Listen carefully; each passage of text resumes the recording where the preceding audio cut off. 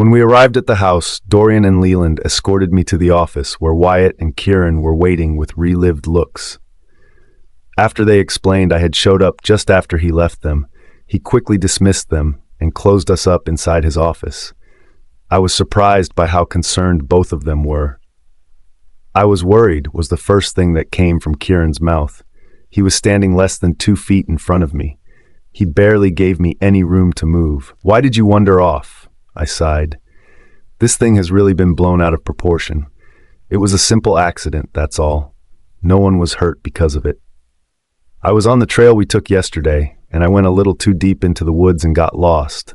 I accidentally wound up on Alpha Sawyer's land." He frowned. "That's why I showed you the borders yesterday, so you would know. You're lucky Sawyer and I are on good terms, or this could have turned out a lot differently." "I know that, but I didn't realize where I was in until it was too late." He let out a heaved sigh and leaned on his desk in front of me, giving me more breathing room. "Look, I know you're not used to how things work around here, but I can assure you it is nothing like Night Shadow Pack." My old pack sounded distasteful coming from him. "They are too careless. We keep better tabs on our members and, especially the Luna, than they do. I want you to feel comfortable here, but roaming that far into the woods can't happen again, at least not alone. If you're not sure about where you're going, then ask someone. If a rogue happened to have crossed over where you were today, you would have been gone." I swallowed nervously. I didn't realize how serious this really was. Oddly enough, none of those things entered my mind before. I didn't really know how to begin apologizing to him. "I know, and I'm sorry. Next time I'll stay more in the open. I was just curious, that's all. It won't happen again." Maybe that will put his mind at ease. Wyatt seemed to be impressed with how Kieran handled the situation with me and looked pleased. It seemed he was noticing the same thing I was. Kieran was getting his wolf and alpha mode back.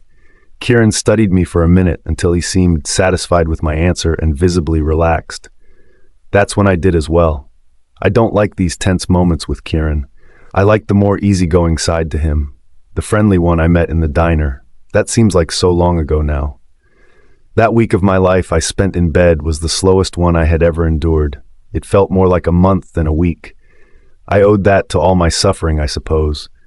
No one said it would be quick and easy. "You missed dinner with the pack, so I'll make you something if you'd like." I smirked at him, finally able to loosen up a little now. "Really, you're going to try that again? Didn't you learn from the first time?"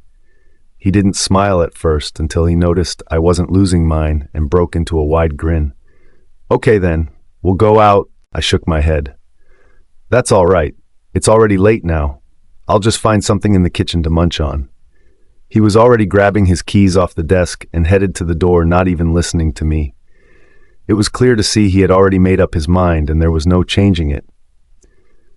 "I missed it too, and I'm hungry, so come on, we're going," he stated, holding the door to the office open for me to exit the room. Of course he did. I kept him occupied looking for me. He was organizing a search party to find me. I noted the area map lying on his face up on his desk with perimeters marked off. Wyatt grinned at me. There is no need to argue with him. He always wins. I'm sure he does. He's an alpha after all. I relented, seeing no need to fuss about it, nodded. I guess I could go for some spaghetti. I wonder if Kieran knows of a good place that serves some. "Fine, let's go," I said, being the first one out the door. He didn't follow directly after me. He paused at the door for a moment, looking back, a Wyatt who already knew what he was going to ask. He quickly motioned him out the door. "I have things here. Go have fun. You both deserve it." And that was all he needed to hear to be excused. Before I knew it, we were out the door and in one of Kieran's posh sports cars and speeding down the road entirely over the speed limit. I found myself enjoying the pace. I guess Wyatt was right. We really could use a timeout from everything for an evening. Once again, Kieran and I found ourselves inside the big city that we stopped in on the way to his territory. I was doing my best to adjust to it, but like before, I felt like I stuck out, and not in a good way. The restaurant we were in this time was not like the one we ate at before. This one was nicer. And better yet, it was Italian, my favorite. I got the spaghetti. After Kieran and I had ate our meals, we sat at the table making light conversation over dessert, which was almost finished off now. I found it surprising how easy it was to talk to him sometimes. When we weren't worried about things like our rejections or the mating, we fell into conversation effortlessly. It was nice. Kieran even seemed to be quite laid back and carefree tonight, which was something I hadn't seen in a while. It was very unexpected after how alpha he went on me today. I'm just glad he had more to him than just his job. Even now, we sat in the nearly empty restaurant, laughing our heads off at a story he was telling me. We received a few odd looks from some of the restaurant staff occasionally, which only made the moment funnier. I was surprised that they hadn't come over and told us to quiet down, but I'm sure one look from Kieran would have sent them running the other way. He could be intimidating when he wanted. It sounds like you and Wyatt got in quite a bit of trouble back then, I laughed. We did, he agreed with a smile.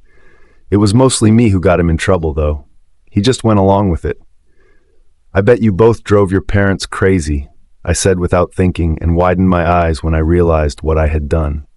I never should have brought up his parents.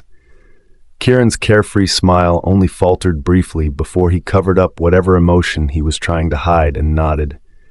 We were both grounded for a month, and we had to clean up the other school's field, he replied with a grin. Later, after my mom was through lecturing me on manners, my dad ended up coming to my room and congratulating me and had a good laugh over it. It's a good thing Wyatt forgave after you got him in trouble, I said with light humor. He smiled. The waitress made her appearance at our table and laid down the check next to Kieran before clearing away some of the dishes we weren't using anymore. Kieran had already laid out the money for the bill before she walked away. She looked tired and somewhat relieved that we were ready to go. We were her last table of the night, and I started to feel bad we kept her busy so late. I always hated that at the diner. Someone would always come in close to closing time, and I would have to stay there until they left. Though, I did miss my job and the paychecks, even though I'd not really needed them yet. That's something else I felt bad for, letting Kieran pay. If I thought he wouldn't get offended, I'd offer to pay for my own meal. I wasn't dumb when it came to dealing with alphas, though. They had a lot of pride. "Are you ready to go?" he asked, interrupting my thoughts. He was standing up next to his pushed-in chair waiting for me. I nodded and quickly stood pushing in my chair as well, then taking his hand that was extended out to me. We remained close to each other, our arms bumping each other as we walked until we reached the car. He let go of me to open my door. I slid in the front seat with ease. I wasn't sure how much time had passed when we reached the pack house, but Kieran shook me awake. I hadn't even realized that I had fallen asleep. I guess as was more tired than I realized. After my adventure in the woods, I was bound to be, though. Anyone would. I could tell it was late, though.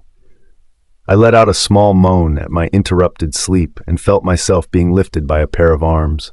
Without thinking, I snuggled to their chest, stealing their warmth. Their arms wrapped around me tighter, making me feel safe and protected.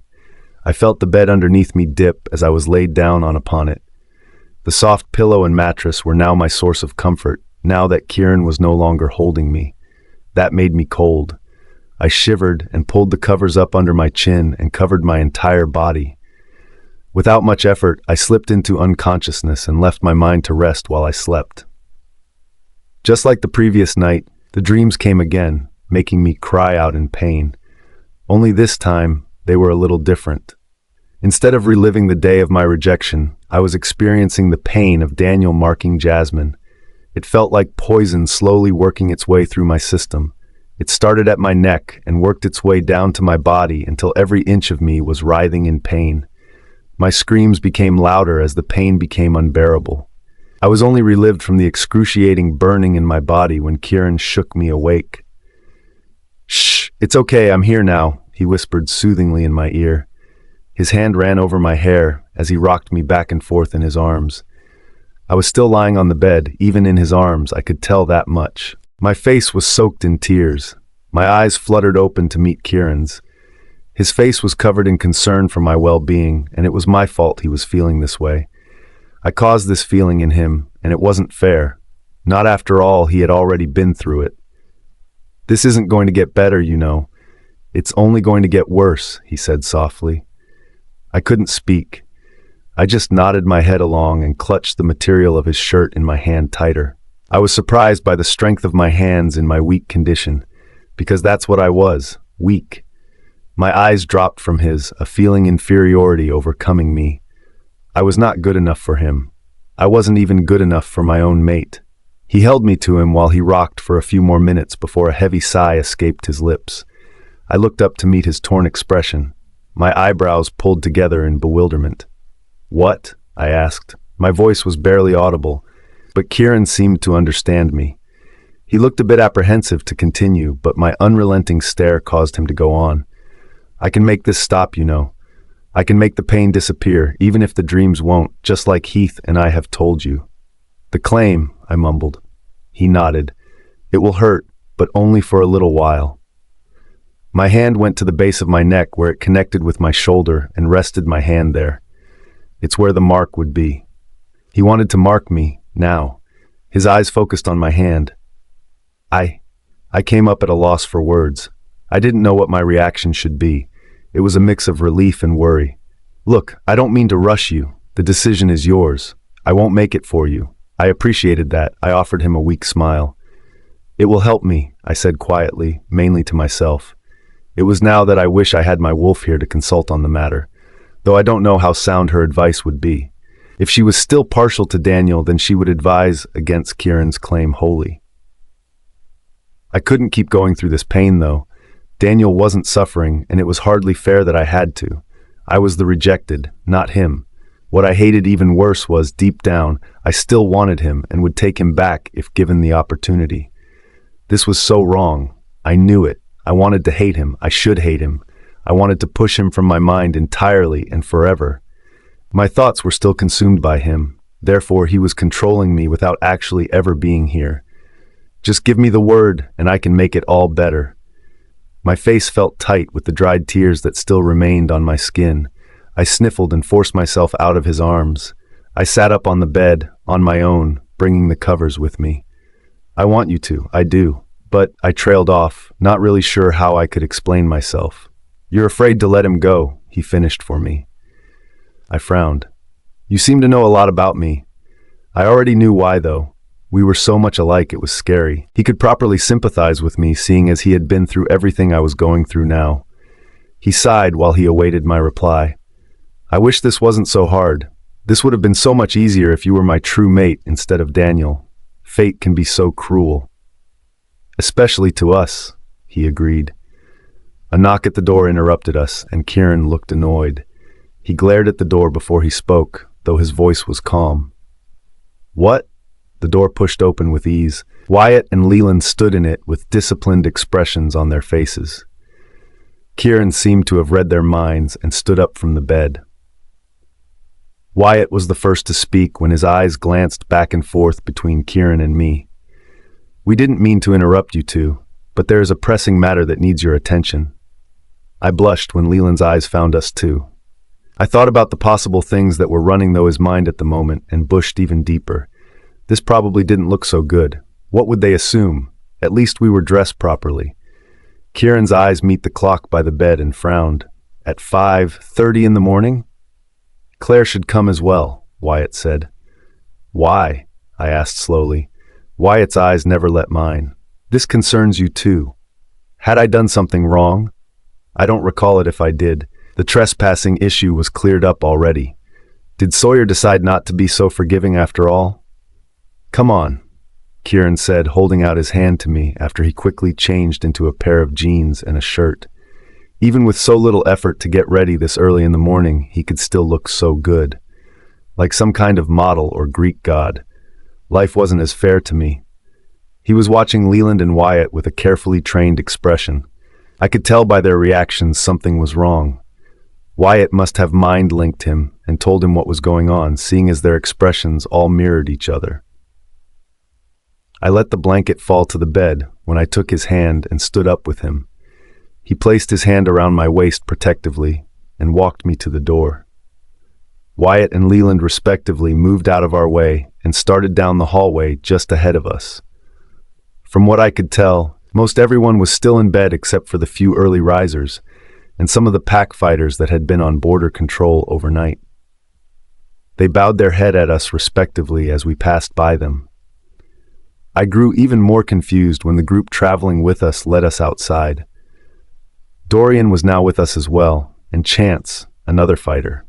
All of them wore grave expressions.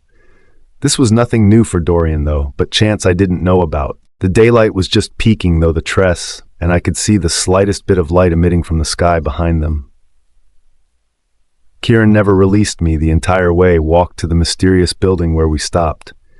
I remembered seeing this building before and froze when I remembered what Kieran told me it was for.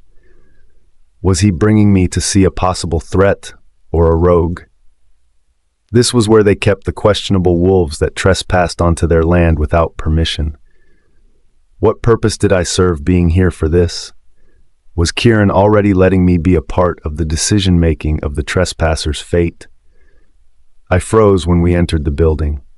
The familiar scent hit me even before I saw him. I began frantically searching the room for him.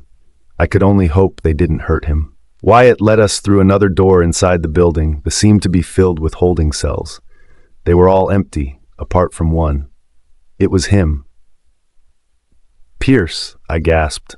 He looked like he might have been in a slight scuffle prior to being here. His clothes looked a little crumpled and even ripped in a few places. There were some cut marks that were already healing on his head and arms. I tore from Kieran's arms and ran toward him, but he caught my arm before I got more than 2 steps from him and held an unsure expression on his face. "So it's true. He does know you?" he asked. "He's my cousin," I stated, removing my arm from his grasp. This time he didn't stop me. Pierce's arms reached through the bars and hugged me. I didn't fail to notice his look and the sigh of relief he released in my presence. "What are you doing here? Is everyone all right? Are you hurt? Who sent you?" The questions were tumbling from my mouth, one right after the other, before he even had a chance to answer them. We've been asking him that for the past hour, and he wouldn't answer. He said he only wanted to talk to you. He claimed you knew each other, Wyatt interrupted. I nodded in reply, but didn't answer, nor face him. I was too worried about Pierce. "What happened to you?" I asked him. He smiled playfully despite his condition and chuckled. "I may have gotten in fight on the way in." I pulled away from him and shook my head in disapproval. "You really shouldn't do that. You could have been seriously hurt." "Don't worry, we went easy on him," Dorian said toward my cousin. I knew he was only doing his job, but I wanted to growl at him for attacking my family. Afraid I would disrespect Kieran's pack, though, I refrained. "And I may have started it," Pierce added with no regret. "Why are you here?" I repeated to him. "Why did you leave the pack?" Before answering any questions, he looked behind me at the pack and scowled. He didn't want to answer with them in the room. "Whatever you have to say to her can be said in front of us," Kieran stated. His tone held finality. He was worried for my well-being. It felt nice to know he cared so much. I sighed. "At least tell me everyone is all right." He looked worrisome. "For now, at least, though I can't speak for everyone." "My parents?" "Alpha Daniel," he answered. A growl escaped from behind me, and within a second Kieran was pressed against my back. His breathing was heavy and angered. I could feel it on the back of my neck. It made the hair on my arms stand up. "You came here to tell her about him?" he asked. "Why should she care? He has everything he wants, my mate and his pup." The words from his mouth were bitter and filled with hostility. I'm sure that if I weren't standing between him and Pierce right now, he would have grabbed him through the bars of the cell. "He has fallen as alpha," Pierce spat at him, then looked at me with slightly softer features. "His dad took over the pack for him. He fell apart after you left. He hasn't been the same. Even Jasmine notices it. I think he regrets his decision of rejecting you, even if he refuses to admit it. Everything happened so fast that I didn't have time to react. As soon as the words left Pierce's mouth, Kieran was pushing me into Wyatt's arms. He was careful not to let me fall, but he still caught me off guard. It seemed Wyatt had been expecting it the whole time. Next, Kieran had Pierce's body pressed into the bars as he tried to pull his through it. I panicked. I had never seen him so angry before. If this is what the mention of Daniel and Jasmine brought out in him, then I never wanted to speak of them again. I was frightened for the well-being of my cousin. I pushed against Wyatt's iron hold, but to no avail. I was unable to escape his beta strength. If only my wolf were back, I might have fared better against him. The only thing I could do was glare at Kieran. "What the hell?" I shouted at him. He didn't bother to turn around at my words. He acted as if I hadn't even spoken. "What was your purpose in coming here?" he asked him. "Was it to get her to go back with you? Did you think it would be as easy as telling her some pathetic story of her former mate?" Pierce only smirked at him, something I so desperately wished he wouldn't have done. He was purposely trying to provoke him. "Isn't it?" he challenged him. "Wouldn't you go running back to Jasmine the first chance you could? She is technically still yours, isn't she?" "She is not mine," he roared. Even I cowered back from his tone. "She made her choice. She severed the bond between us more than a month ago. I'm impervious to her now. She no longer has an effect on me, and as soon as Claire is mine, that pathetic excuse for an alpha will be the last thing on her mind as well." Everyone in the room went completely silent. The saying that "you could hear a pin drop" couldn't have been truer. My eyes widened. I could only imagine the shock I felt mirrored on my face. Pierce was frozen in place. His careless attitude that I had become so accustomed to was long gone, and fear was placed in his eyes. When Wyatt finally released me, I ran to him. I gripped Kieran's arm in both of my hands and tried to pull him back. He was strong, though, too strong for me. "Let him go," I ordered, though there was some pleading mixed in with it. "Please." I hated how weak I sounded, but I didn't know how else to handle the situation. I was really in no place to be handing out orders. After all, it was my cousin who had trespassed onto his land and provoked him. He was the one who had done wrong, not Kieran. I was in surprise when Kieran released him. He let his hands drop to his sides and took a step back, trying to control himself. He gave me an apologetic look after he realized how easily he had lost control. I think Jasmine affected him a lot more than he cared to admit. I shook my head at him in disbelief before looking back at Pierce. "Was this what you came for, to try and convince me to come back with you? Because if it is, Kieran is right, it won't be that easy." He shook his head. "No, it isn't. He's still going to mark her, even though most of us disapprove. He's doing it out of guilt and obligation to his pup. I couldn't stand back and watch the pack become even weaker than it has already become, so I left. He's making Night Shadow look pathetic, and I no longer wish to be a part of that pack. Myself and a few others decided to leave. We were heading west to join the Red Moon pack when I thought I'd stop to see you." "How did you find me?" I asked. I didn't make it known where I was going. "Uncle Richard told me.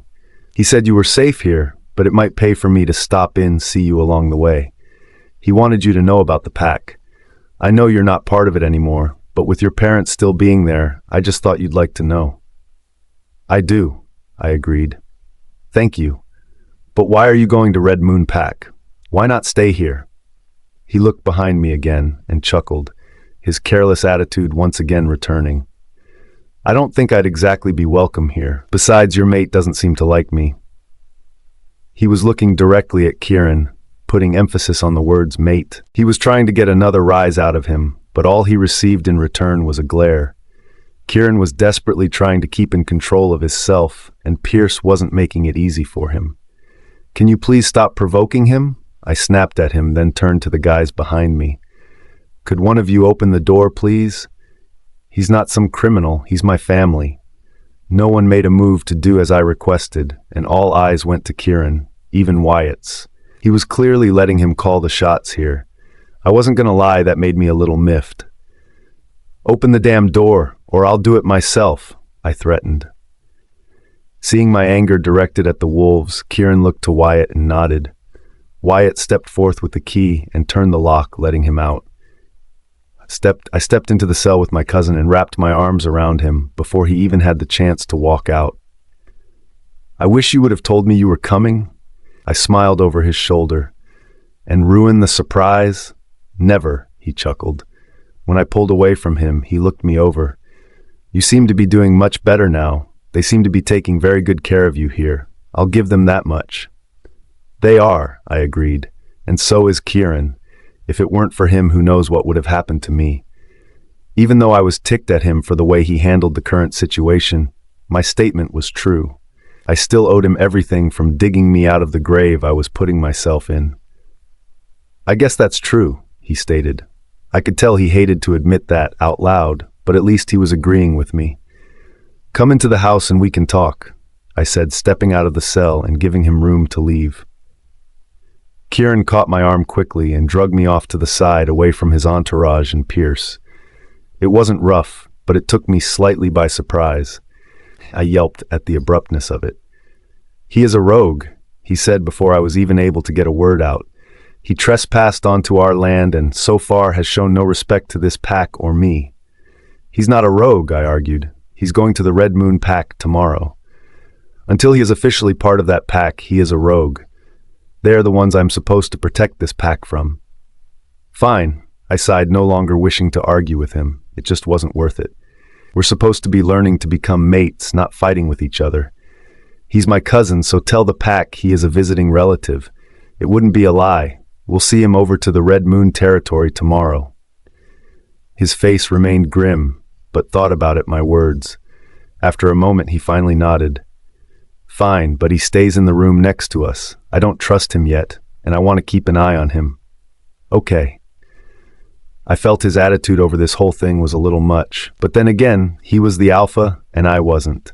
He would just end up doing or thinking however he wanted. I turned and was about to join Pierce when Kieran stopped me again. His hand caught me wrist and spun me around to face him once more. My wolf is returning, and he's coming back with vengeance. I'm spry for my anger back there. After being gone nearly a month, he's going to make up for his absence. I might be a little bipolar, if you will. I can't really help that, he explained. You'll need to keep your cousin in check around me and my pack. I won't be disrespected in front of all of them. It will make me look weak, and that's not something I need just before I take back my rightful place as alpha. I got it, I said. That wasn't asking much. He had every right to ask that of Pierce with him being on his land and all. And if Kieran was right, I didn't want Pierce to make his wolf angry. He released me, seeming happy with my reply and visibly relaxed. I almost didn't hear him when he mumbled a "thank you." I thought I might have been hearing things until I looked into his eyes and they showed his true appreciation. He seemed more like the Kieran I was used to now in that moment. If it's one thing I've realized now, it's that I had no idea what to expect from him in the future. With his wolf starting to come through, he's going to be more alpha than anything, and it's going to get worse once he's freed. I just hope we won't bump heads too much when that happens. Being back in his element is definitely speeding along the change in him. I was starting to feel that maybe I only knew the broken Kieran instead of the Kieran he really was. I might just be in for a surprise to find out true side, but I was still very curious to find out. Maybe when my wolf comes back I will be changing too. Every day I miss her more and more. Part of me was still missing inside with her gone. Just maybe Kieran's wolf can bring her out again. After all, they say a wolf's claim can do a lot of things, and just maybe I was ready for it. And this is my room, I told Pierce, coming to the end of our tour. Well, it will be when I fix it up, I corrected. I pushed open the white door and flipped the light switch to on and took a look around. I had only ever been in this room one other time, so I was still getting used to it. It was definitely not as grand as Kieran's room, but it was still very nice and would suit me perfectly. Everything was white and wood-colored. Tomorrow I'll have Kieran take me into town and pick up some paint for it. I think it would look beautiful with half purple and half white walls, with a thin border separating them. I could practically envision the whole thing. It's nice, I guess. For a girl's room anyway, he said. Well, I guess it's a good thing you don't have to live it then. I laughed, slapping his shoulder teasingly. He walked further into the room and looked around before plopping down in the pale pink chair in front of the window. He kicked his feet up on the bed next to him and let himself relax. Well, I would say make yourself at home, but it looks like you already have, I smiled. Placing his hands behind his head and leaned back into the chair, a wide smirk covered his face. He looked at me expectantly. What? I asked cautiously. You and the Alpha, huh? My smile dropped and I groaned and rolled my eyes at him before plopping down on the bed where his feet laid. Don't start, I warned him. You don't even know him. This isn't like the time you teased my boyfriend in the 6th grade. This is real life. Kieran won't stand for your careless attitude and disrespect towards his pack. Well, it certainly seems like he's got you bowing down to him, he stated with amusement. I frowned at him. No, I just have respect for him. Something you know not of. Just because you got away with everything in Daniel's pack doesn't mean that you can here, or in the Red Moon pack for that matter. They actually enforce rules around here. Yeah, so I've been told, he chuckled, brushing off my statement. Why did you choose the Blood Moon pack anyway? He shrugged. Harley's sister Marcy is mates with the beta, Dawson. He said we're welcome to join. They won't start us out at the bottom of the pack there. I raised my eyebrow to him. I know there had to be more. And, he smirked, and I might have my sights set on a girl over there. Of course, I rolled my eyes and giggled at him. I knew it had to be something like that. I feel sorry for your mate when you finally meet her. She'll get a girl chaser for a mate. What can I say? I can't be tamed. I don't think there are mates for guys like me anyway. I knew he was trying to joke around, but I didn't miss the brief flinch at his own words. I felt bad for him. I hope he honestly didn't believe that about himself. It would be pretty depressing to go through life thinking you didn't have a mate. Every wolf has a mate, so don't go getting crazy ideas in your head, I said. He offered me a small smile before he yawned and looked down at his attire. His shirt was still ripped, he had dried blood on his skin where the wounds had healed, and his hair was disheveled. He looked horrible. Is there somewhere I could get cleaned up? He asked. I'd hate for Tara to see me like this today. Yeah, there's a bathroom down the hall. Unless you'd like to use the one is Kieran's room, I joked. He shook his head and laughed. Nah, I'm good. You should get some sleep. Red Moon isn't expecting you until later today anyway, and I'm sure you've been running for a while. Just from town. Lyle and Harley stopped off there on the way, so I came without them. They'll swing by and pick me up later. I think they wanted to get a feel of the big city before they joined the pack. I don't know what kind of crap they're going to get into this early in the morning, but more power to them. I nodded and stood up from the bed. Well, I'll just go find you another shirt and leave it here for you. This room hasn't been used in a while, so if you decide to get some rest, I don't know how comfortable the bed actually is. I'm used to sleeping on the hard ground during border patrols. A stiff mattress would beat that any day. I shook my head at him while he only grinned. Sleeping on the job? Why am I not surprised? I doubt he'll ever take anything in life seriously. He's nothing more of a big goof-off most of the time. He gets that from his dad, Uncle Rob, no doubt. I gave Pierce directions to the bathroom on our floor before searching through my bags in the room. The same one that had been there since the day I arrived. I'm glad they were out of Kieran's room, though, because I'd feel bad to crowd Kieran's with all of my stuff. I had a lot of things. I smiled when I came across my iPod in one of the bags and stuffed it in my pocket for later use. Shirt after shirt, I threw out of the bag until I finally came to one of my oversized nightshirts that I often slept in. They were just so roomy and comfortable. I felt nostalgic when that scent of home hit me from my shirts. It gave me a brief sense of happiness while thinking of my parents. I really should call them again. I miss them. I laid the large white shirt over the bed like I'd promised and continued packing my things back up when a familiar scent hit me. This time it wasn't the smell of home. It was Kieran. He was there with me, in the room, standing above me. "Did your cousin decide not to stay?" he asked. I could hear the happiness in his voice form that thought. "No, he went to get cleaned up from what your wolves did to him," I said matter-of-factly. I was still unhappy about that, and had yet to let Kieran know how angry that made me. They wouldn't have had to do anything if he would have stated his reason for being on our territory and who he was when he arrived. He was just asking for it by snapping at Dorian like he did, he replied with an edge to his tone. As much as I hated to admit it, he was right. Pierce knew what he was doing by provoking the pack. That's just who he was. I told him what you asked me to. I don't think he'll be causing any more problems while he's here. Good. I placed the last of my things in the suitcases and zipped them back up before turning to meet Kieran. He had been watching me the entire time. I'm tired, I sighed.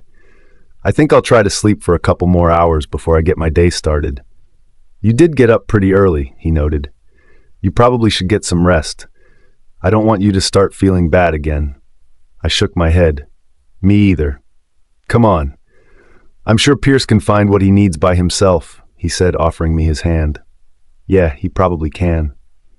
I gave Kieran a tired smile and accepted his hand before he walked me from Pierce's room and then to ours. I slept longer than I intended to. It seems getting up before the sun takes a lot out of a person. I made up for my lack of sleep this morning by sleeping until 11 a.m. Kieran didn't stay to sleep with me. Instead, he decided there was too much to be done and spent the remainder of the morning with Wyatt doing pack duties. By the time I was out of the shower and dressed, most of the pack was out of the house. I knew that because it was unusually quiet. Since I had missed breakfast again, I went to the kitchen to find me something for lunch. I settled for a simple sandwich and some Doritos. When I was finished eating, I was delighted to see I wasn't alone. Lana entered the kitchen before I left and met me at the door. We nearly bumped into each other, causing us stop and laugh. No school today? I asked her. No, I don't have any classes on Friday. I have a 3-day weekend, she replied happily. I smiled at her. Lucky you. She ran a hand through her long black hair and sighed. I'm bored. It's such a pretty day to be stuck inside the house. I'm thinking of going out. Would you like to come?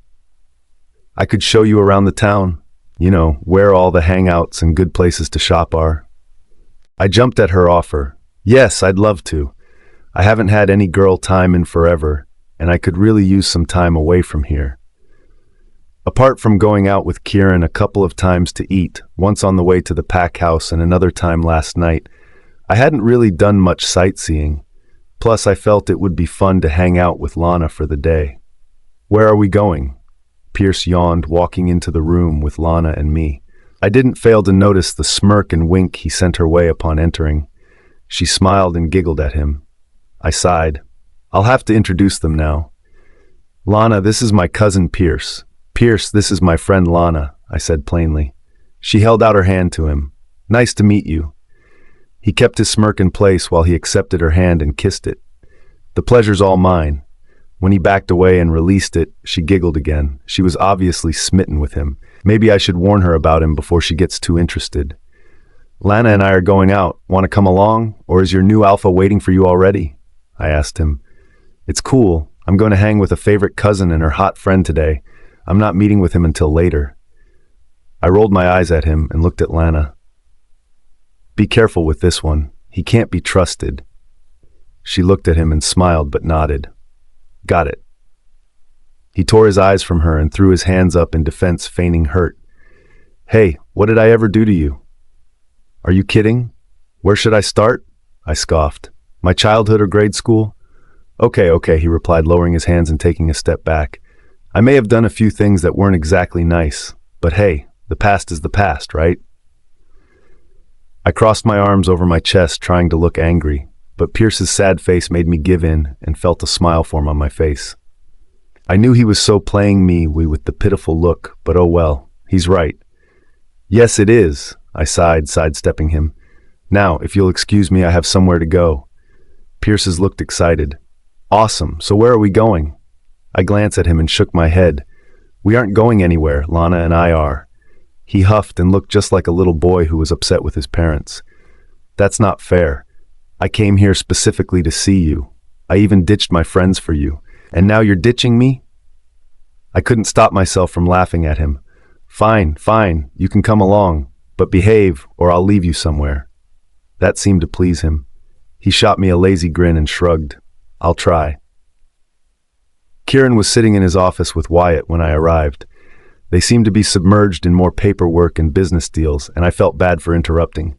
It was clear Kieran smelled me as soon as I walked in. He didn't even look up from his papers when he spoke. Claire, what brings you here? Claire, Wyatt said, acknowledging me with a smile. He quickly noticed the pocketbook on my shoulder. Going somewhere? Kieran's head instantly snapped up in my direction after Wyatt's question and frowned. You're leaving? I took a couple more steps inside the office until I was almost directly in front of his desk and nodded. Yeah, I was just coming to tell you that, Lana. Pierce and I are going out for a while. I thought I'd go get some paint for my room. Alone? He questioned. He did nothing to hide his displeasure in that fact. No, I said I'm going with Lana and Pierce, I repeated. He shook his head and stood from his desk towering over me. You're not going alone. His words held finality, and his eyes were serious. Did you not hear anything I just said? I asked with disbelief. I'm not going alone. Wyatt was standing next to Kieran, watching between the two of us while we entered a staring contest. Neither one of us were backing down. You'll take Leland and Felix with you, he finally spoke. You can't go without protection. With news about us is spreading like wildfire, you will be #1 target for rogues. They know we are saving each other from losing ourselves, and the rogues don't like it. They want to see me fall. My pack is large and tempting. They want it and think it will be easy to obtain given the circumstances. I know how they work. I've dealt with them enough. I felt guilty again. Of course he has. He lost his parents to rogues. They can't be trusted. He's just watching out for me. Okay, I agreed. We'll take them. He relaxed at my reply and nodded. Good. He pulled a set of keys from one of the desk drawers and walked around to meet me. But actually, they will be the ones taking you. Felix will drive. You'll use one of the SUVs. It's safer that way. So much for our girls' day, I thought. Fine, but I have a feeling Lana wanted to drive. She'll be disappointed to learn otherwise. I feigned sadness, though Kieran, being Kieran, could see right past what I was trying to do. Guilt didn't work so easily on him. You'll both survive, he chuckled. If you have any problems, call me. Okay, Dad. I'll be sure to let you know, I joked. Anything else you'd like me to do? He crossed his arms, not liking my joke, and frowned. Not that I can think of, but if I do, you'll be the first to know. I rolled my eyes at him and laughed before turning from the room and walking out in front of Kieran. I've already messaged them. They'll be waiting for you by the car, he added. I nodded, walking into the living room, and was just about to open the door when Kieran placed his hand on my arm to stop me, causing me to look up at him. Oh, and before I forget, I'd like you to be home by 5. A friend of mine, Clint Collins, Alpha of New Dawn Pack, will be here to visit, and I'd like it very much if you met him and his mate. Another Alpha friend? First Sawyer and now Clint? You have a lot of connections, I stated. He shrugged. It pays to know people. I smiled at how very true that statement was. The more people you know, the more connections you have, and the more connections you have, the more protection you have. Kieran's hand reached forth and gently trailed his fingertips down my cheek. Unintentionally, I closed my eyes and leaned into him. It was an action that completely took me by surprise. I think by spending so much time with him, the soul intertwining was already starting to take place between us. Dr. Heath had stated that could happen. I just didn't know it could happen so soon. Come back safely, he said before letting his hand drop. Trying to make sense of what just happened, I simply nodded and stepped back, trying to get my head together. Something was most definitely wrong with me. I will, I mumbled barely above a whisper. With that, he let me leave, and I did my best to get my breathing under control before meeting up with my travel companions. I didn't want any question to arise. That was just weird. Leland and Felix seemed more than happy to accompany us into town. Today, Leland was being his usual funny, laid-back self, and it was a refreshing change from the past couple of days. I liked fun Leland much better than serious Leland. After an hour of torturing the guys with girly songs on the radio, Lana and I chose to listen to on the way to our destination. We arrived at Home Depot. We all piled out of the vehicle one by one and made our way into the huge store. I already felt lost, and I hadn't even begun looking for what I needed yet. Leland saw my overwhelmed look and offered to lead the way. Thankfully, he knew his way around much better than I did. In my town, we only had a small hardware store off Main Street, and the selection there was very limited. Anything that wasn't used on a semi-everyday basis had to be special ordered. It took days or sometimes weeks to get what you needed. Being in such a big city really made me realize how limited my hometown really was. Here I was like a fish out of water. This was definitely going to take me some getting used to if I was going to fit in here. "So, what color are you going for?" Leland asked as we viewed the paint section laid out in front of us. The overwhelming feeling quickly made its way back over me when I saw all the different variations of colors. Was all I was able to get out. I had no idea where to start. Leland, trying to be the comedian he was, pulled a few color swatches from the display and held them out one at a time in front of me. "Let me take a wild guess. Hot pink?" I felt nauseous just looking at the unusually bright color of paper he held in front of us, and I cringed.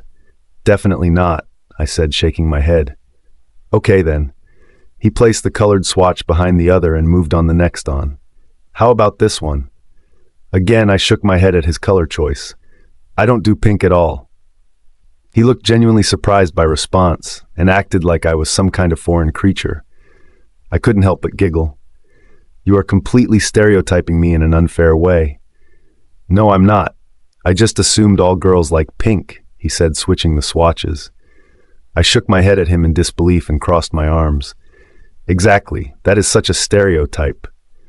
I reached towards him and grabbed the swatches from his hands and turned to look at my friends behind me as I spoke. "You are such a guy. Just go do whatever it is you guys do and leave this to..." I paused when I saw only Felix standing with us and frowned. "What happened to Lana and Pierce?" Felix smirked. "They disappeared together the minute we entered the store. He's nothing if not persistent. He's trying too hard," I sighed. "Well, I suppose you two will have to suffice. I want 3 buckets of this color," I said, picking a fresh swatch from the color choices. "Deep purple, I suppose it could be worse," Leland noted. "But if you are painting the whole room, you're going to need double the amount of paint. It will take several layers." "Nope," I disagreed. "This will do. I'm only painting half the room. The bottom panels will remain white." "It's still a girl color," he teased. I just smiled at him and laughed. "Well, it's a good thing I'm a girl then." While the associate that was helping us mix up the paint, Lana finally showed up with Pierce behind her pushing a shopping cart. I smiled brightly when I realized what they had collected. "You found the brushes," I said. She nodded. "They were in the next aisle over. I didn't know what all you needed, so we just got a bunch of stuff." "Well, that is a lot of stuff," I noted, looking inside the cart. "I don't think myself alone will need so many brushes and paint rollers." "No, but a few people will. You can count on me and Pierce to help you," she added.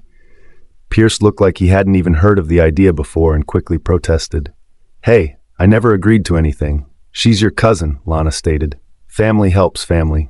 "Yeah," I nodded. "And don't forget I saved you last night. You owe me," I teased.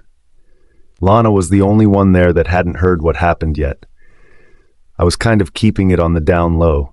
I'd hate for the pack to know how much trouble he'd caused. "Sorry, I'm leaving for Red Moon territory today," he said thankfully. Leland rolled his eyes at him, while Felix acted as if he wasn't even there. He seemed too distracted with his phone to pay him any mind. "No worries," Leland piped up. "I have the next 24 hours off from pack duty after we get back, and I'll help you. Besides, I'd hate for you to get paint everywhere." "Please," I scoffed playfully. "I've painted a room before. I helped paint the diner at my previous job, and it looked quite nice, if I do say so myself." "Of course you would. You painted it," he laughed, placing the buckets of paint inside the buggy. Felix quickly helped him before steering the shopping cart out of the aisle and to one of the many open registers.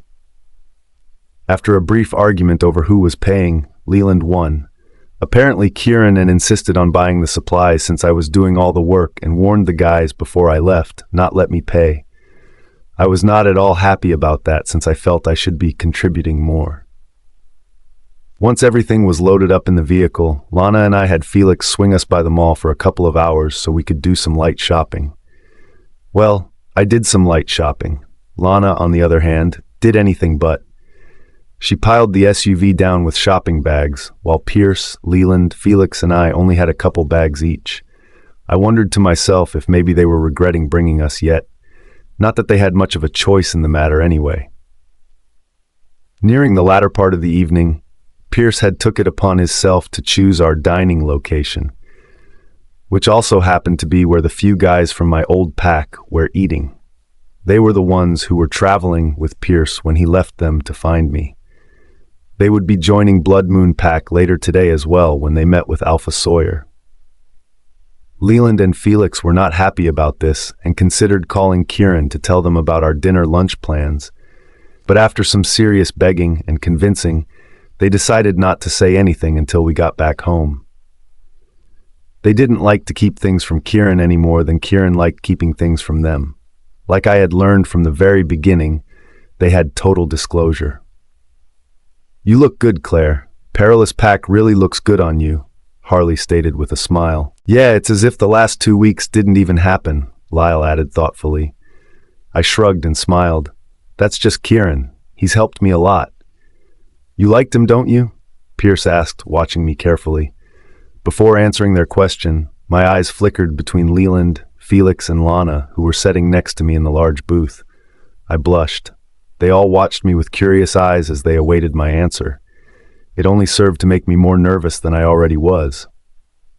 I wasn't used to answering questions about Kieran and me yet, mainly because no one had asked. The people in my new pack were kind of in the know, unlike my old pack. I wasn't sure what we were telling people yet, so with that thought, I decided to be vague. Yes, he's a really good person and he treats me well. I couldn't ask for a better mate. I didn't miss the pain that shot through me when I said that. I still wasn't over Daniel yet, and I knew it, but I would never let anyone else know that. I was ashamed of the feeling I still had for him. Things would have been so much easier if he would have just accepted us. Now everything different, it's more complicated. Why couldn't I have just been Kieran's 8 from the beginning? That's the same question I kept asking myself again and again. Why did fate have to screw us over? We were the innocent victims in all of this. "Well, I'm glad to hear it," Harley said sincerely. "Everyone was worried about you. I couldn't even imagine rejecting my mate. It's just not right." "Yeah, and if I were rejected, I don't know how I would deal with that," Lyle added. "How do you deal with the pain?" "You just do," I said bluntly. As nice as it was to have them sympathize with me, the whole mate rejection story was getting a little old, and I was growing tired of having to be constantly reminded of it. I just wanted it to be over already. And there was one way I knew that could actually happen, to let Kieran claim me as his. And now, more than ever, I think I was actually ready for it. I was tired of being labeled as the poor girl who got rejected. I just wanted to move on and be happy. And most importantly, be a Luna. After we left the diner, Pierce decided to stay behind with Lyle and Harley and travel with them to the Blood Moon Pack after we left. I was actually excited to have some of my pack members close again. I always liked Lyle and Harley both, even if they did have a poor choice in friends. Dang, why is Pierce never around for my good ones? The ride back was quicker than the ride into town earlier today. Perhaps it's because I was tired and ready to go home. I smiled at how comfortable I was actually becoming in my new place, even enough to call it home. "You two can go in. We'll carry everything inside," Leland offered. Neither Lana and or I minded that, and we wasted no time accepting his offer. We were both worn out from all the shopping today anyway. Once inside the house, we both parted ways and agreed we'd see each other at dinner, even though we'd ate so late that neither of us would probably be hungry. Upstairs in our room, Kieran was getting dressed. From the smell of things, I could tell he had just gotten a shower, something I very much longed to do before our visitors arrived. My breath caught in my throat when Kieran stepped out of the giant closet with nothing but a pair of low-hanging dress pants. His abs would have been mocking any other male in the room. No one's could quite compare to his. That would be hard. "Have fun shopping today?" he asked when he noticed me standing in the middle of the room observing him. I decided to just nod along, not trusting my voice in that very moment. I hated gawking at him, but most of the time I just couldn't help it. It was hard not to stare. The sound of the closet door broke me from my thoughts, and I shook my head of him. Thankfully, he was putting on a shirt now, and I could properly concentrate now. "Clint and his mate will be here in an hour. Will you be ready?" he asked, coming to stand in front of me. I believe so, but I kind of wanted to talk to you about a couple of things first, I said nervously. I placed my pocketbook on the fold-out sofa at the bottom of the bed and sat down on it too. What's on your mind? Well, first, you have to promise you won't get mad at me, I said. His expression turned grave at my request. That didn't make me feel any better about telling him. I can't promise that, but I'll try. After some thought, I realized that was better than nothing and sighed. Okay, here it goes. Today I had a late lunch with Pierce and a few other guys from my old pack, the same ones that are joining Red Moon Pack today. I considered not telling you, but Leland and Felix insisted I did. If we're going to be mates, then I shouldn't be keeping things from you. He looked a bit irritated. You were alone with a bunch of rogues? They're not rogues, and no, I wasn't. Leland, Felix, and Lana were with me the entire time. I didn't leave their sight once. I did just as you asked. Except not telling me about your friends, he finished, crossing his arms. I sighed tiredly and ran hand through my blonde hair. Can we not dwell on that? Yes, I should have told you before I did it, but you can lecture me later. There are much bigger things to discuss right now. I've come to a decision about us. He looked like he was about to come back with another retort until the last of my words caught him by surprise, and he closed his mouth. His serious expression morphed into one of curiosity. He nodded for me to continue. I took in a deep breath. I've decided to let you claim me. You have? He asked. Yeah, I've decided I have to completely move on. And these dreams, I don't think I can handle them any longer. They're becoming too much for me. You were right. I do need you. We need each other. I'm just sorry it's taken me so long to completely accept that. His face held interest at my words. Why do you think that is? I don't know, I shrugged. I guess I just never liked to admit I needed help. When you offered me that, I accepted it. But then after I got here, I thought there was just enough space and distance between Daniel and I that I could make it by myself. It's only now that I'm realizing how wrong I was. He didn't reply, but his eyes held some sort of insight, and he slowly began to smile at me. So, I continued, if the offer still stands, I'd like it if you'd claim me as yours. That's all you had to say, he said. He bent down in front of me and became level with my height. He tucked some loose strands of hair behind my ear, his cool breath fanning my face from our close proximity. I swallowed, not knowing what he was planning to do next, and noticed my breathing pick up. I didn't move when his hand cupped my face and brought me closer to him. Tonight, after our guests leave, you, Claire Hope Warren, will be mine. And without any kind of warning, he leaned in, pressed his warm lips to mine, and consumed my every thought. His lips were soft and gentle. They worked in sync with mine. I'm not sure at what point it happened, but I quickly found my hands running through his hair and pulling him closer. I shocked myself by how much I was enjoying the kiss. I had never really pictured myself kissing Kieran, or anyone that wasn't my mate for that matter. But here and now it just felt right. I couldn't even begin to explain the emotions that were running through me. The moment was broken, sooner than I liked, when Kieran chuckled and pulled away from me. He gently trailed his hands up my arms that lead to his hair where my hands were entangled in it. He brought them down and held them in his. My mind was reeling from our unexpected moment of passion, and I was trying my best to make sense of it. I'm not sure what had overcome me, but it scared me more than I'd like to admit. I've never given in to someone so easily. Believe me, as much as I'd love to stay and see where this goes, you need to get ready. Clint will be here soon with his pack. I blushed. Of course he would. I had almost completely forgotten about him and his mate coming tonight. It wasn't fair of me to keep him when he still had so much to do. You're right, I wasn't even thinking, I said, trying to avoid looking at him directly. If I saw his messed up hair and swollen lips, I would certainly blush even deeper than I already was. I stood from the couch and strided myself out while peering into the bathroom behind him to avoid his eyes.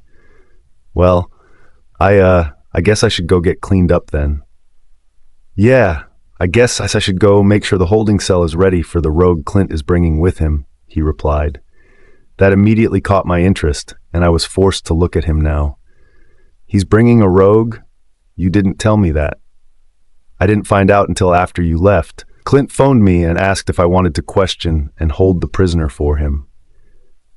Why doesn't he just handle the situation himself? His pack is ranked #1 in the US, isn't it? I found it strange that another alpha wouldn't handle his own problems. It didn't make sense for them to pass it on to someone else. Kieran shifted uncomfortably at my question and flexed his hands into a balled-up fist. Because he is one of the rogues from Axel's pack, he was one of the ones that helped him murder my parents. It's a courtesy thing. Clint knows what I've been through and thought I'd want to be the one to deal with him. I didn't know what all dealing with him entailed, but I'm sure it wouldn't be good for the guy. Kieran's face had hardened some. I could hear the barely contained anger in his words. He was still very much affected by his parents' death. Looking at him, I could see the boy that was still hurting from the loss. He just wanted justice. I nodded in understanding. Oh, that's nice of him to do. Clint was friends with my parents, so he knows the anger I've held over this. Even though he was considerably younger than them, they were still close. He's been a great mentor to me. When I was lost and didn't know how to run a pack, he helped me and showed me the ropes. He couldn't have been kinder. I owe him a lot for that. How old is Alpha Clint? I asked curiously. 34. He's between mine and my parents' age. And his mate? She's the same age as him.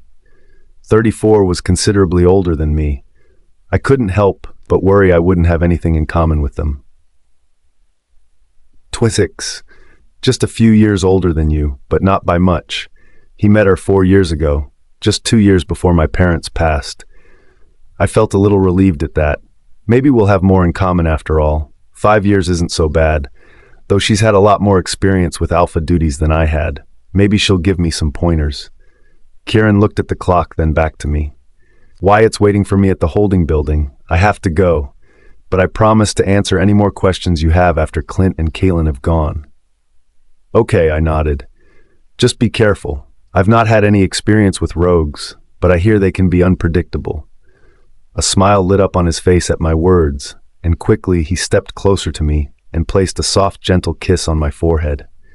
I felt my face heat up from the contact, and Kieran noticed. It only worsened when he chuckled. I'll be back to get you soon. His hand dropped from my face and he stepped away from me. He sent me one last glance before disappearing from M's sight in the room. I stared after him in disbelief. Kieran was defiantly not what I expected when I got mixed up with an alpha. He was better and so much more. My shower was a quick one, seeing as I was pressed for time and I was still searching through my things for something nice to wear. I was desperately trying to find something between a mix of casual and formal and was having no luck.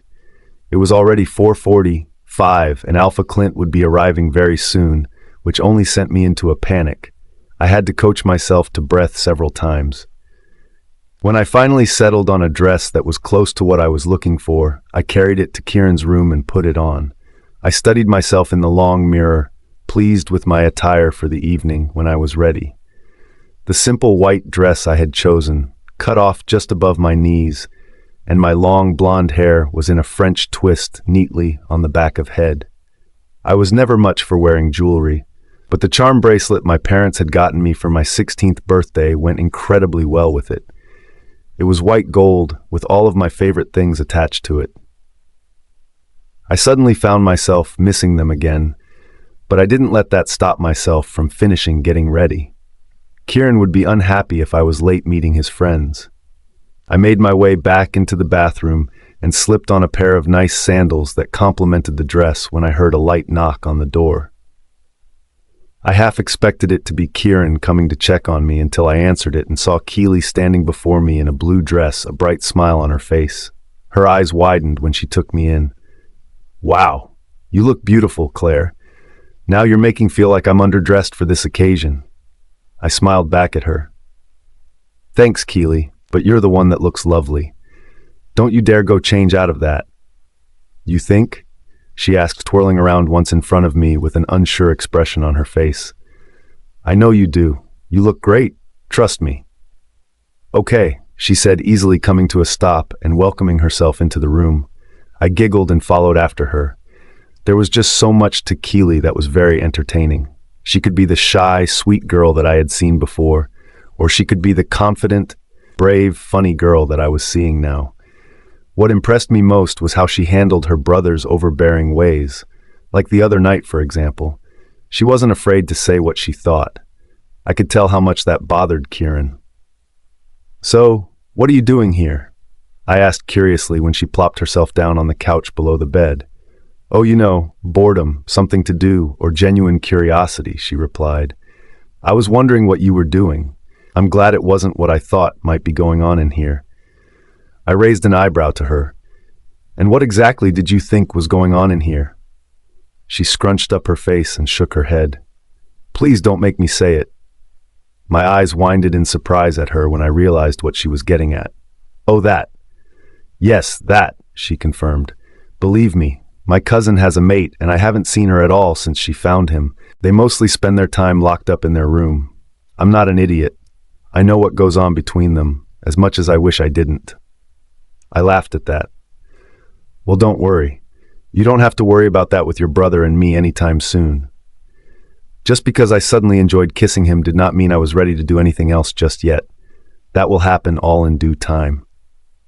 "You don't know happy that makes me," she smiled. "But just to be safe, I'll always knock." "Good idea," I agreed. Keely and I chatting for the remainder of the time we had left, and I didn't even realize how fast the time had flown. Before I knew it, Kieran was there to get me and Keely, and we were making our way down the large staircase. No one seemed nearly as nervous as I was to be meeting a new pack, and the biggest one in the US at that. I guess everyone else was accustomed to these kinds of meetings, whereas I was not. Being so new here made me feel out of place in these situations.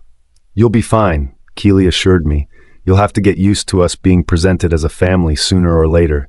You're my brother's mate after all. It's customary." I didn't think I could feel any more nervous than I already was, but her words only made it worse. They echoed in my mind. Family. Is that what we were? Keely and Kieran are, I knew that, but not me. At least not yet. Being mates in the werewolf world was much like being married in the human world. It made you as one, whether it is in the eyes of God or a pack of wolves. It would be just like that for us as well. I felt myself becoming nauseous from all the pressure I was starting to feel. It couldn't have come at a worse time.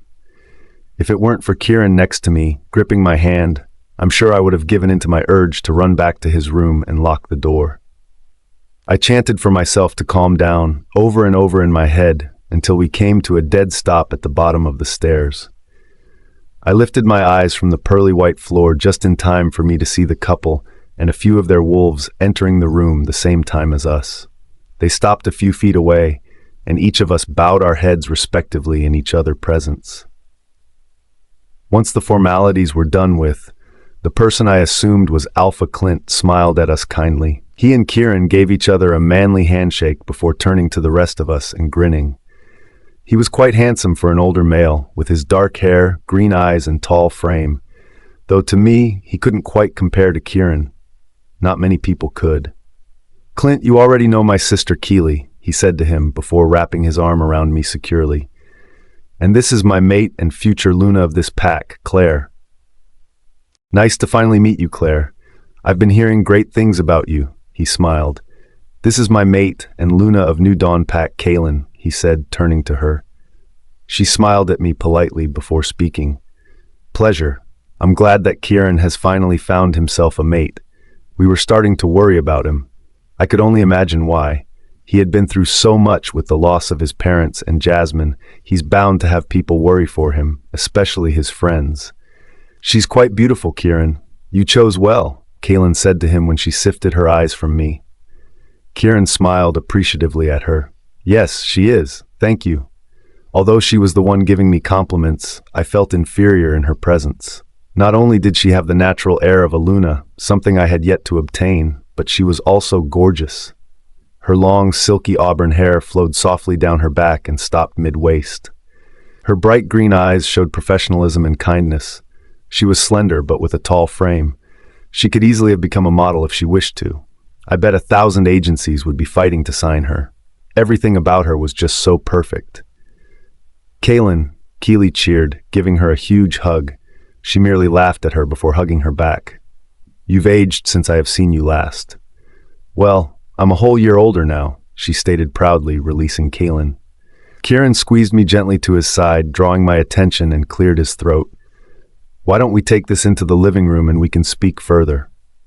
Of course, Clint agreed. Kieran led us in and offered Clint and Kaelin the couch across from him, Keely and me. The other wolves did not follow. I assumed they were giving us our privacy. Though Kieran seemed beyond pleased to see his old friends, he still seemed stiff. I silently wondered if it might have anything to do with the rogue alpha Clint brought with him today. I didn't feel safe having one so close by. The two alphas seemed to be having some kind of conversation with their eyes for a minute before anyone spoke again. I take it the rogue is in Wyatt's custody now? Kieran asked. Alpha Clint nodded. He met us at the borders to collect him.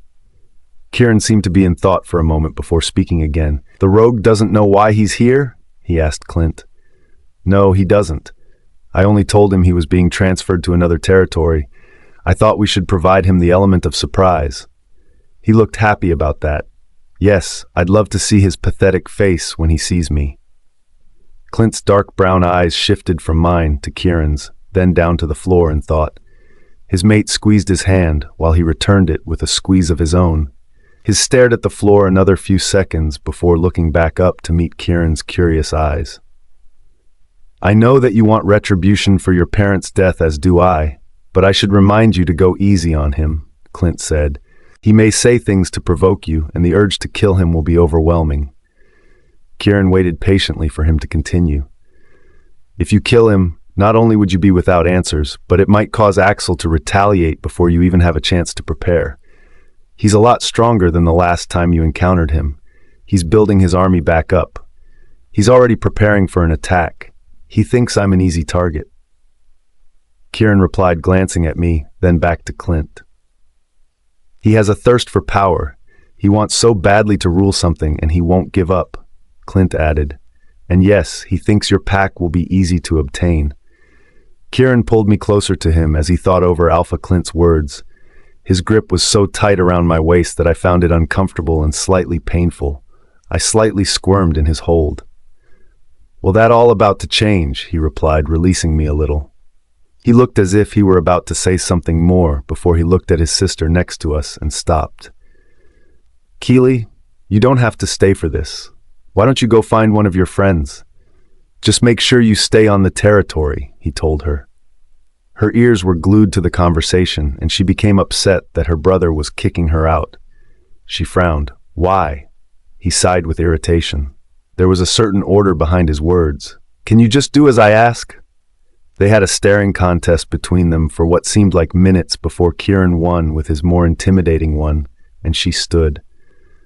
Fine, I'll go find Tess, she grumbled. Before she made it to the door, Kieran called out her, making her pause. Just stay inside the territory, and I don't want you anywhere near the holding cells. Yes, Dad, she muttered sarcastically before continuing out the door. Kaelin giggled as soon as Keely disappeared from the room. It looks like you still have your hands full. We have our disagreements, he said to her before focusing his attention back on Clint and continuing the previous conversation. I'm claiming Claire tonight, he announced proudly. Clint was taken aback momentarily before a pleased look appeared on his face. That's great, Kieran.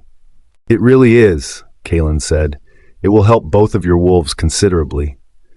We plan to mate in 2 weeks before the next full moon. Our wolves will be at their strongest then. It will make us stronger as well, Kieran added. I blushed at how easily it was for him to talk with them about our mating. They were still complete strangers to me, even if they were close friends of his. Kaelin giggled at that and caused both Kieran and I look at her with matching curious faces. Soon Clint chuckled as well.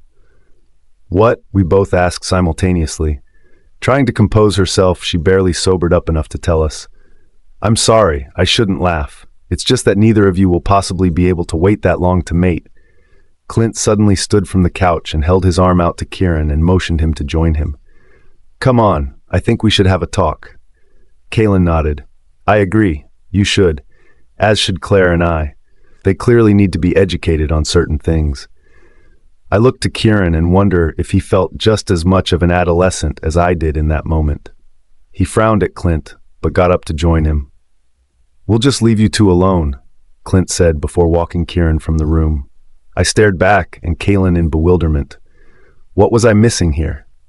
She moved from her seat across from me and sat down on the sofa I was on. She looked like she was ready to dish about something huge, and I prepared myself for what she was about to say. "You don't know much about mates, do you?" she asked. I shrugged. "I know the basics. I guess the claim I'm a little lost on, though." She grinned and clasped her hand over mine that were resting in my lap. A claim is a very powerful thing on a wolf. Not only does it ward off any other male, but it also labels you as belonging to someone else. I frowned. I hate that word, belong. It made me feel like a possession, and that was not something I was okay with. I was my own person. "Kieran's wolf will be going crazy for you," she explained. "He won't be able to control himself around you. At first things might not seem so bad, but the longer you go without completing the mating process after the claim, the more likely Kieran's wolf will drive him crazy to mate you. It might become unbearable even, and cause him to lose control of his restraint." I swallowed hard at that. This whole claim thing was starting to sound like a bad idea. As much as it would help me, it was also going cause Kieran's wolf to want me in a way I wasn't ready for yet. Then an idea came to mind. "But we may be different. You speak of true mates, and we aren't that," I said. She quickly shook her head. "That doesn't matter. His wolf will see that he has a second chance at a mate, and will stop at nothing to make you his completely. He won't risk losing another mate. If anything, this will be worse for the both of you, because you're not true mates." It would be a lie to say this conversation didn't frighten me. I wasn't aware of any of the things she was telling to me. Kieran and I were both walking into this thing completely blind. Well, maybe after the claim we can just distance ourselves from each other and avoid any temptation. That earned me another laugh from her. "That will only make it worse. He will want to be with you all the time. You'll be lucky if he lets you leave his side. You'll have a couple of days at most before he turns into a possessive alpha wolf." Clint even went as far as locking me up so I couldn't leave him. My eyes widened and I gasped at that. "And you didn't get angry about that?" "Are you kidding?" I found it humorous. Plus my wolf wanted to be with him just as bad, so it didn't bother me much. "Oh no, I'm gonna want him too?" "Really?" I stuttered. "Well, almost as bad," she corrected.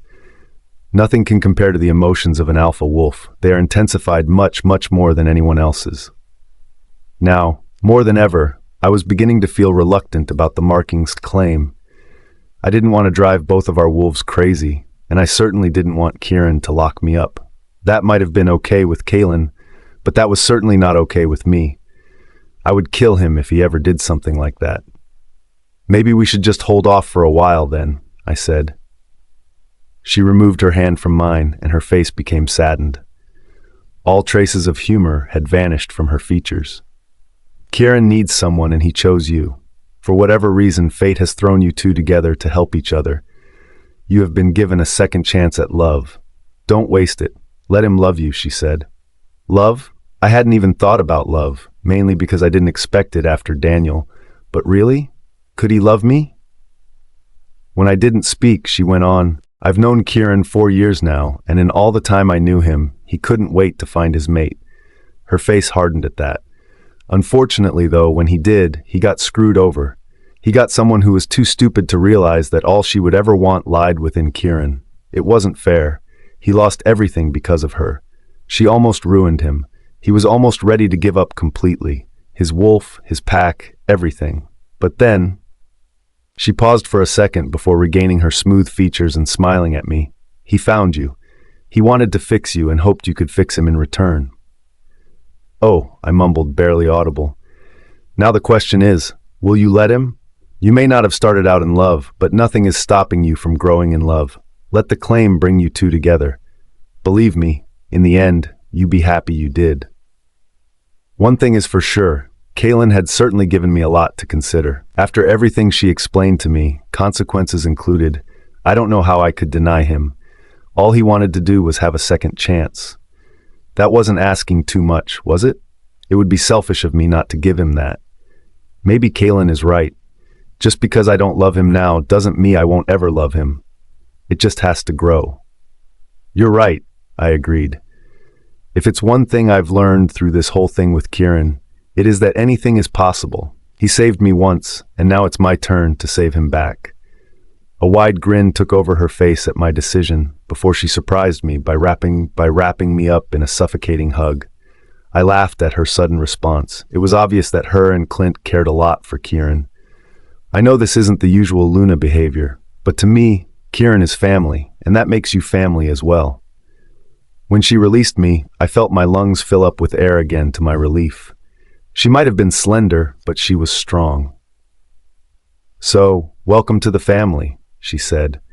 Kieran and Clint spent the majority of the evening discussing business after they had their man-to-man conversation. I could only imagine if it was the same as mine and Kaylin's. After dinner with the pack, the visiting Alpha and Luna left, and it was late. Most everyone had settled into their rooms, including Kieran and I. I had been nervous about how this whole thing would go down with us, but I refused to be overcome by my nerves. He was going to claim me tonight. I had accepted that and wanted it even. I was ready. We were the only hope each of us had at happiness, and I wouldn't let that slip away from me. When Kieran and I entered the room, we both stood there in an awkward silence. Or maybe it was just me who felt awkward. I didn't even know where to begin with the whole marking/claiming thing. I think tonight went really well," I said, kicking off my sandals and leaving them together on the floor. I would put them away tomorrow. He kicked of his shoes as well and nodded. "Yeah, I do too," he agreed. "You were great with them. They really liked you." That made me smile. "I'm glad. I really liked them too. I hope they'll come back to visit again." He walked into his closet, and in a minute, he was out again and in his normal nighttime attire, a shirt and pair of athletic shorts. "They will be," he replied. Clint said he would return to check on the rogue situation again in a week. Oh, good. I pulled the pins from my hair that were keeping it in place and let it fall loosely in waves at my face. The golden strands hung down below my shoulders, tickling my arm. When I looked at him, Kieran was watching me. His eye roamed over my figure. "You looked beautiful tonight," he said. "Thank you," I smiled. Do you mind helping me with this?" I asked, pointing to the zipper of the dress in the back. It was complicated trying to get it zipped before. "Not at all," he said, snapping from his stare and slowly walking over to me. I turned around to give him access of the zipper and waited patiently for his hands to find it. When the fabric fell loose around my still body, I slowly turned to face him. I clutched the material to my chest tightly to keep it from falling to the floor in a heap. Though the straps had already fell from my shoulders, leaving that part of me exposed. Kieran's eyes trailed from my shoulder blade to my collarbone and rested there. He was thinking about something. It was the exact place that had to be bitten to claim someone. I pushed my fear of the bite aside and moved closer to him. His eye followed me as I moved. Something in his face changed. There was very little space between us now. He looked tempted. "Do it," I said. "Are you sure? Are you sure?" "I am," I replied. "Claim me." With my permission, he leaned forth and smirked. His hands gently traveled up my arms slowly and stopped at the straps that hung off my shoulders. He slid them down even further, bringing the fabric away from the spot he needed access to. His warm lips brushed his along my collarbone, making me shiver all over. I felt him smile against my skin. His eyes grew dark, a shade that I had never seen on him before. It caused me to gasp in surprise. I didn't move when his hands traveled down my sides and gripped my waist in his hands. I let out a breath of air I didn't know I was holding in. Unconsciously, I placed my hands on his shoulders and pulled him into me. His teeth grazed my skin, his hot breath fanning over me. I suppressed a moan. In only a matter of seconds, I felt his canines and sinking his teeth into my peachy flesh, causing a cry of pain to escape my lips. As of that moment, I was truly his. Kieran had claimed me 4 hours ago, and I was still in a world of pain. I cried for hours on end that night. It was almost unbearable. If it were not for Kieran holding me in his arms all night, I'm sure the pain would have been incredibly worse. I was thankful for him. My emotions were all over the place as well. I couldn't think straight. I had never felt more bipolar in all my life. That was another reason for my tears. One minute I was fine, and the next I was crying. The sheets on the bed were covered with blood, and so was the room in the scent. It was a good thing I didn't have an aversion to blood, or I would have been sick. At times I found myself hating Kieran for causing me to be in this extreme amount of pain, and wanted to push him away. Though when I started to go through with it, I backed out and couldn't do it. Wanted him next to me. His arms offered so much comfort. I think the claim was starting to forge the bond already, and my wolf was accepting it. She had yet to make her appearance, though. I could only hope that he had saved her. An hour ago, Kieran had checked my wound, and it was completely healed. It was only the pain that still existed. However, that much could be expected after what Kieran told me. A claim from anyone besides your true mate always hurts much longer and much more. Kieran had assured me that the pain would be fading soon. I didn't have any dreams throughout the night. But with the pain from the bite, I wasn't faring much better. I was just looking forward to it being over soon, whenever that may be. By the time 6 a.m. rolled around, I panicked that Kieran might leave me, and the tears worsened. I couldn't be left alone in my current state. Thankfully, he promised he wouldn't leave my side until I was better. I wrapped my arms around him and didn't let him go until the sun started peeking up over the curtains. The scar from the wound that acted as my mark was healed, and now a dull pain. I was finally able to get hold of myself better as the pain eased, though my emotions were still completely out of order. For once in my life, I didn't know what to expect from myself in the present day. That was a scary feeling. I was afraid I might break down or fly off on someone on a whim. I was completely and totally emotionally unstable. "The sun is up, baby. Are you hungry?" Kieran asked. I felt tingles shoot through me at my new pet name he had given me. I was shocked by how much I liked it. I yearned to hear it escape his lips again. Why didn't I find this weirder? I was receiving affections from Kieran I had never experienced or expected. That should make me feel uncomfortable, shouldn't it? Could the bond really work this fast? "No, I'm fine right here with you." I smiled contently.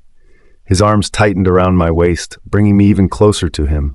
He gently kissed my hair and rested his chin upon my head.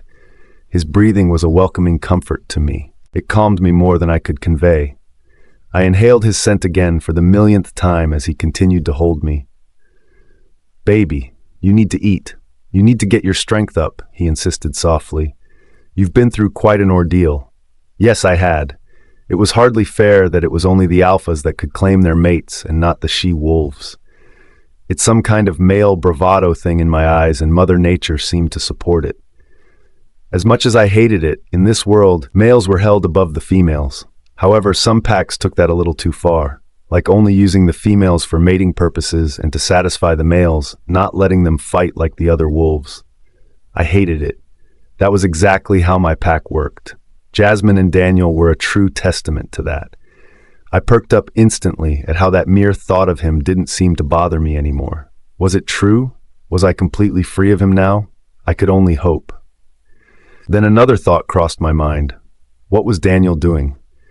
How did he handle me being marked by someone else? Did it affect him? Did it cause him pain?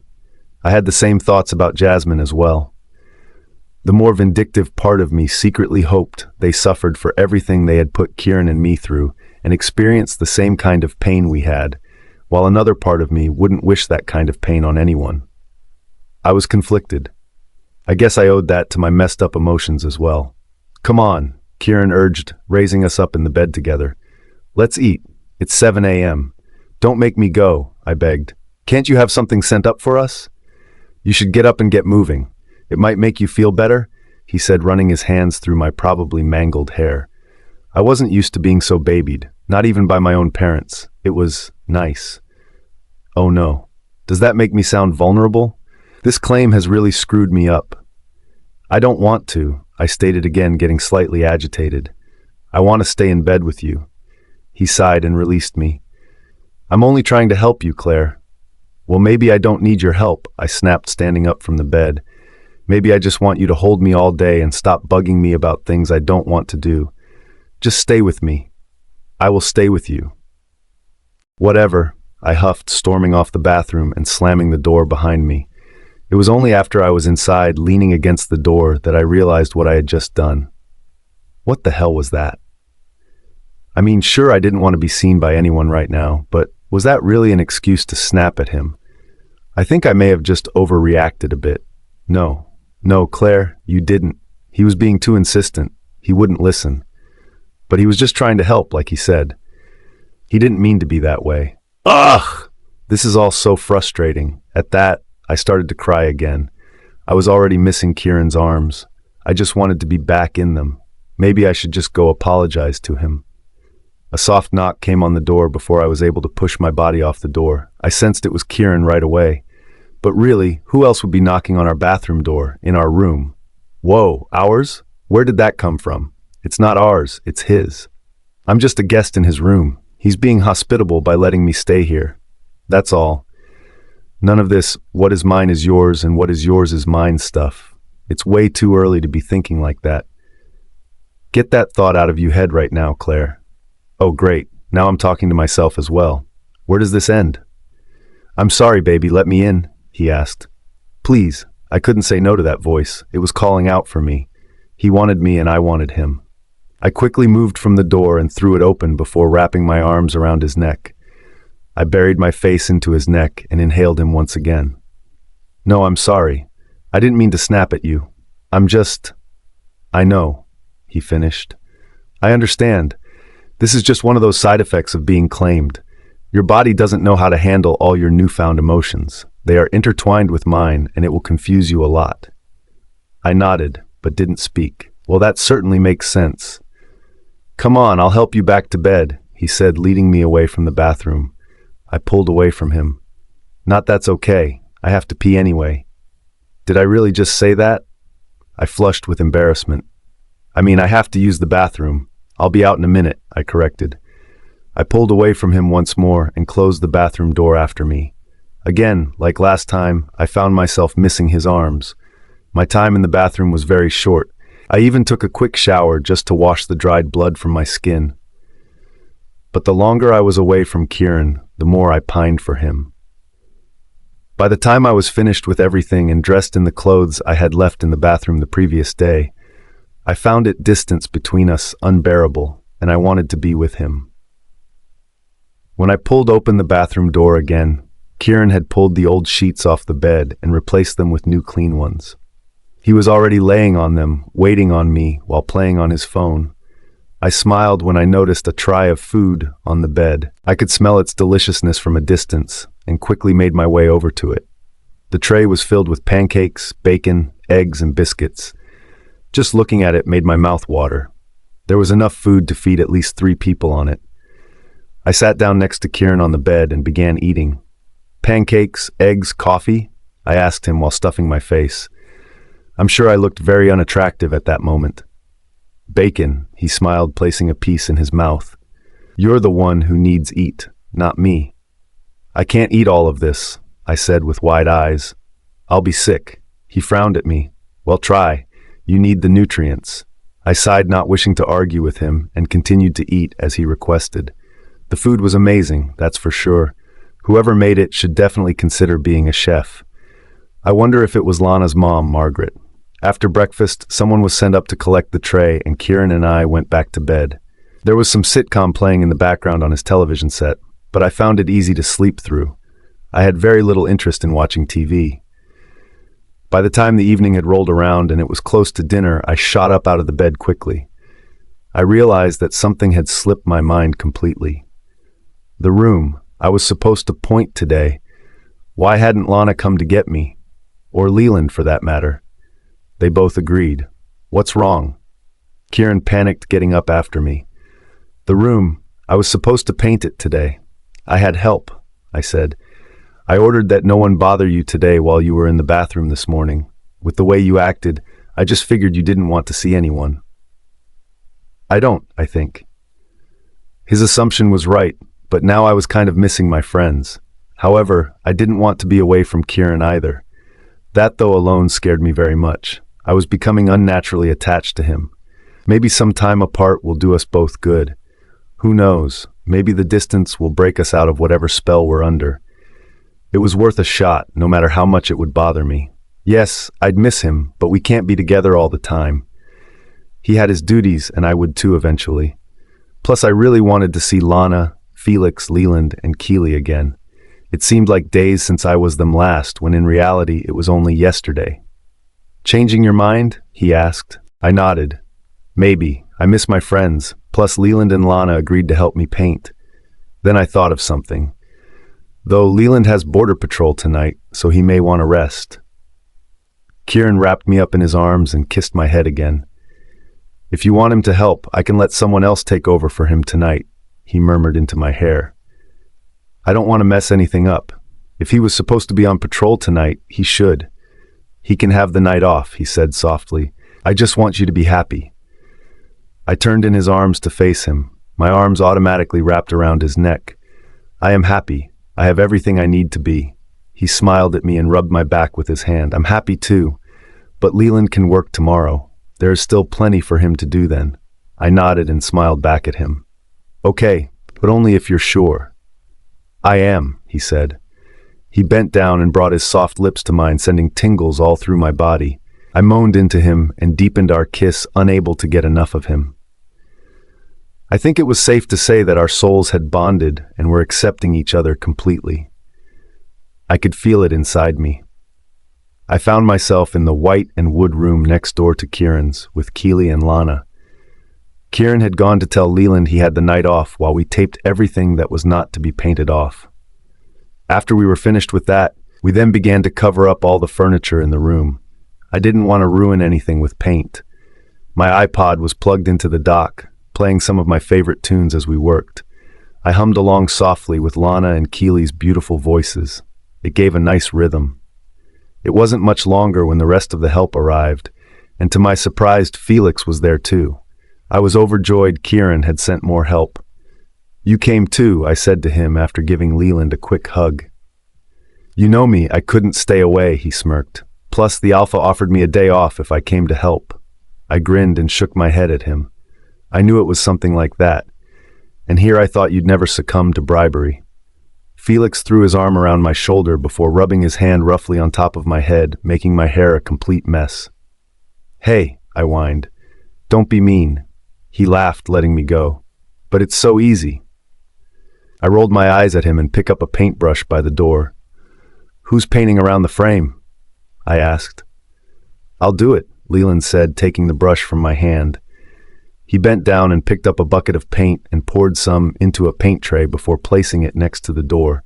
He dipped the brush and started stroking the wall. After distributing jobs to everyone, we were finally all painting. I wouldn't lie, I missed Kieran heaps, and I often found myself thinking of him. My body and mind was screaming for me to go find him, but I couldn't leave my friends to do the job I started. I would just have to suck it up. This was for the best in the end. Space is good, space is healthy, everyone needs it. So if I knew that, why was still trying to convince myself of it? I tried to shake my thoughts of him once again and failing miserably. Somehow every thought always led back to him. Paint, Kieran bought the paint. I wonder what he's doing right now. The help, Kieran sent the help. Kieran, I wonder if he's missing me? The room, Kieran gave me this room. Is Kieran thinking of me as much as I am him? Does it ever stop? It was exhausting. When the first coat of paint was on the walls, we all decided to take a short break. Keely was really into the beat of the music, dancing along by herself. Lana was joking around with Felix, and Leland and I were both sitting in chairs on the balcony that was attached to the room.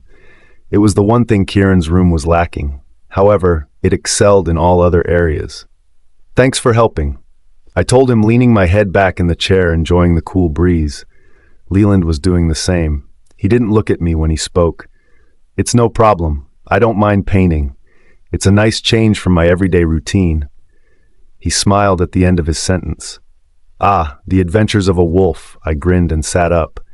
"Your life must be filled with excitement." "True, but there is something called too much of a good thing, isn't there?" he said, sitting up to face me.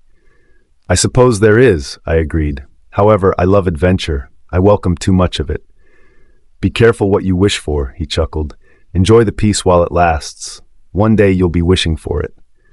Maybe, I shrugged. What about you? Do you miss it?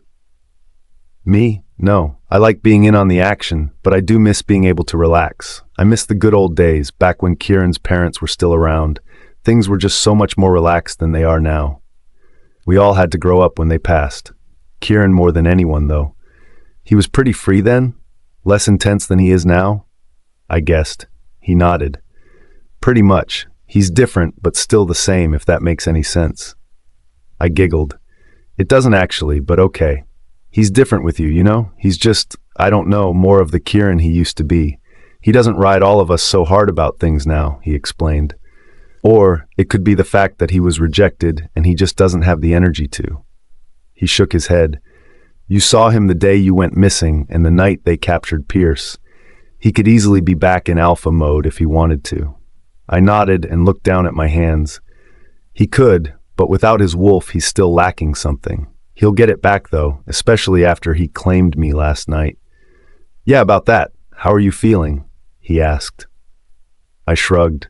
All over the place. I can't really explain all the things I'm feeling or going through. It still confuses me. You'll adjust from what I've heard. It won't take long, he explained. I smiled at him and we sat in a short, comfortable silence for a couple of minutes. It was nice to have someone to talk about these things with.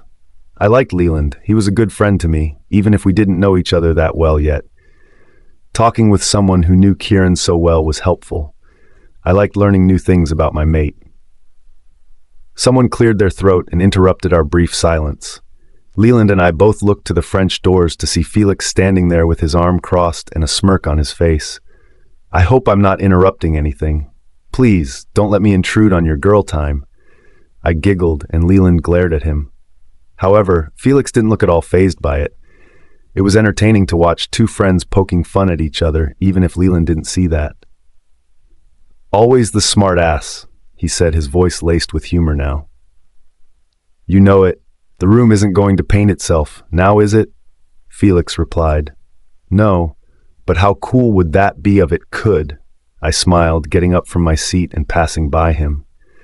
Leland and Felix followed in after me, Felix sending some retort my way that I didn't catch, making Leland laugh. I just rolled my eyes at him and picked up a paint roller. Keely and Lana were already back to painting again, singing a song to the top of their lungs while I dipped my rolled in more purple paint. Just one more coat and we'd be finished. It should take more than a day to dry, and we could start moving furniture in. I was excited to pick out all new furnishings. Decorating would give me something else to do until my wolf came back. If she came back.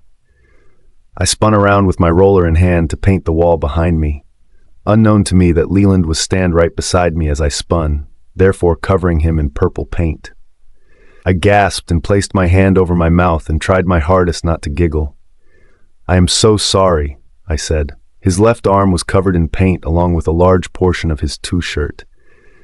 When Felix, Lana, and Keely caught sight of the mess, they all burst out laughing. At that point, I could no longer hold back and joined in with the rest of them. Instead of getting upset like I thought he might, he just merely smirked and dipped his brush in my paint and swiped it across my forehead. I squealed and jumped back. Hey, what I did to you was an accident. No fair, I complained. I wiped the back of my arm across my head in an attempt to wipe of the paint, but only smeared it and made it worse. So was that, he chuckled. Oh yeah, I said. Well, so is this. Before he had a chance to react, I took the smeared paint on my arm and wiped it across his cheek. No, we're even, I added. He stared back at me in disbelief and shook his head. Oh no, we're not even close. I backed away just as the paintbrush started coming my way, dodged his first attempt at painting me. However, the second attempt was a success. He got me again on the shoulder, covering the blue of my shirt. I gasped. While I was busy planning my counterattack on him, someone cleared their throat and Kieran's scent hit me like a ton of bricks.